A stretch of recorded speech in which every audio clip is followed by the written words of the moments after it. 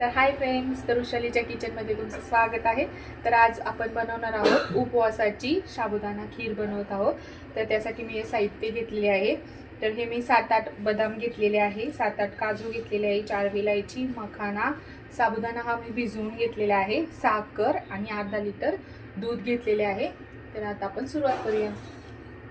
आपण हे सर्वप्रथम ड्राय रोस्ट करून घेऊया. बघा, आता मी अशी छान ड्राय रोस्ट करून घेतलेले आहे, भाजून घेतले आहे. आता आपण हे काढू मिक्सर गार झाल्यावर मिक्सरमधून बारीक करून घेऊया.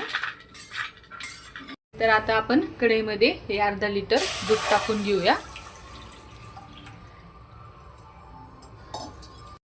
आता आपण ह्याच्यामध्ये हे भिजवलेले शाबूज तांदूळ टाकून घेऊया. एक 4-5 टेबलस्पून टाकूया.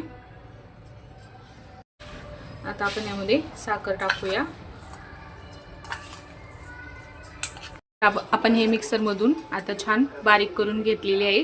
आता ही आपण सगळी पावडर यामध्ये टाकून घेऊया. आपण आता ही सगळी पावडर यामध्ये टाकून घेऊया, म्हणजे छान त्याला टेस्ट येईल आणि खिरीला आपल्या अजून छान घट्टपणा येईल. तर बघा, आपली अशी छान दाट अशी खीर तयार झालेली आहे. तर आता आपण ती सर्व करून घेऊया. अशी आपली साबुदाणा खीर तयार झालेली आहे. तर खूप पौष्टिक आणि टेस्टी खीर तयार झालेली आहे. तर बघा, तुम्हाला माझी रेसिपी आवडली असेल तर प्लीज लाईक करा, शेअर करा आणि सबस्क्राईब करा.